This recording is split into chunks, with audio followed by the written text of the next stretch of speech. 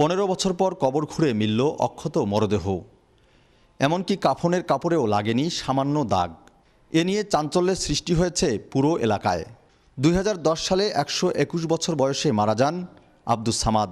বাসার পাশে পারিবারিক কবরস্থানে দাফন করা হয় তাকে। শুধু তিনি নয়, এই কবরস্থানে আরও 8 থেকে 10 জনের মরদেহ দাফন করা হয়েছে।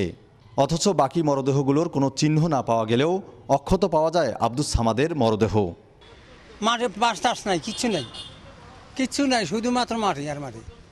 তো বালুগুলো সারাইতে দেখতেছি যে এতটুকু যখন সাফাই হয়ে গেছে, দেখতেছি যে কাফনের কাপড় ঝকঝকা বাইরে বালা সব। আমরা কি কবরে বালা দিছি মাটি দেওয়ার সময়? এখন দেখতেছি খালি বালায় সারাইতে তখন আগা মাথা সব পরিষ্কার করার পরে যেমন দাফন করে শোয়ানো হয়েছে ওইভাবে সেই লাশ গোটা। কোনো ভান নাই, কোনো ফুলা নাই, কোনো জায়গাতে ইয়া নাই। কাপড়ের মধ্যে এতটুকু স্পটও পড়ে নাই, আলহামদুলিল্লাহ সকলে দেখছে। ওই অবস্থায় নিয়ে আমি আবার আমার জায়গায় দাফন করছি। আমার বাবা খুব ভালো ব্যক্তি, একজন কৃষক মানুষ, হকের উপরে চলতো। আপনি যত বড় হন, মস্তান হন, আমার বাবা কোনো ভ্যালু দিত না, আপনাকে আদর্শ শিখাইতো, হকের উপরে চলতো, বুঝাইতো। আমার বাবাকে ফরজগার, আমার বাবা বেনামাজির সাথে খানা পর্যন্ত খাইতো না। আমি সন্তান, আমার খানাও খাইতো না।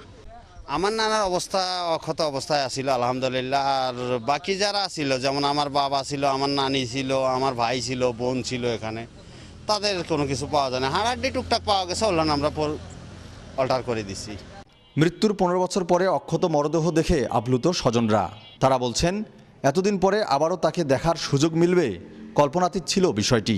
দাদার লাশটি যেরকমভাবে 15 বছর আগে 2010 সালে মারা গিয়েছিল, যে 15 বছর আগে যেভাবে লাশটি দাফন করা হয়েছিল ঠিক ওইভাবেই পাওয়া গেছে।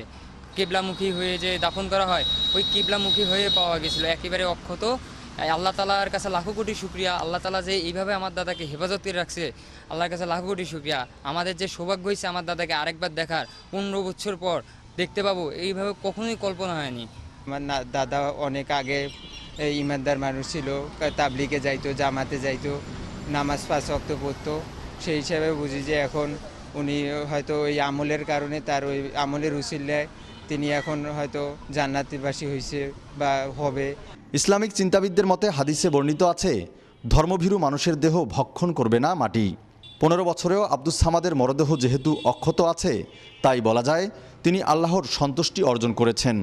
ওয়ালা তাকুলু লিমা ইউকতালু ফি সাবিলিল্লাহি আমওয়াত বাল আহইয়া। যারা আল্লাহর রাস্তায় নিহত হয় তোমরা তাদেরকে মৃত বলিও না, বরং তারা জীবিত। আরেকটি আয়াতে কারিমা আল্লাহ পাক বলেন, তারা তো জীবিত, এমনকি মহান আল্লাহর পক্ষ থেকে তারা রিজিক প্রাপ্ত হন। হাদিস শরীফে আছে যে খামসাতু আজসাদ হাররামাহুল্লাহু তাআলা আলাল আরদ। 5 শ্রেণীর মানুষের দেহকে আল্লাহ সুবহানাহু ওয়া তাআলা ভক্ষণ করা জমিনের জন্য হারাম করে দিয়েছেন। 1, আল আম্বিয়া, নবীদের দেহকে। 2, ওয়াশুহাদা, শহীদদের দেহকে। 3, আল আউলিয়া, ওলিদের দেহকে। 4, ওয়াল আবু কমান কারা সূরাতুল ওয়াকিয়া, এবং যারা সূরা ওয়াকিয়া তেলাওয়াত করে রেগুলার।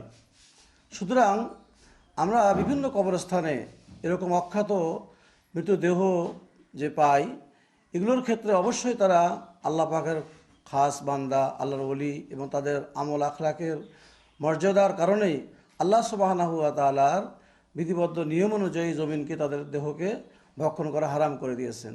গত 30 মে রংপুর নগরীর নবদিগঞ্জের গোদাশিমলা এলাকায় গ্যাসের সঞ্চালন পাইপলাইন নির্মাণ কাজের জন্য কবরগুলো খোঁড়া হলে সেখানে মেলে আব্দুস সামাদের মরদেহ। ফখরুল শাহীন, চ্যানেল 24, রংপুর।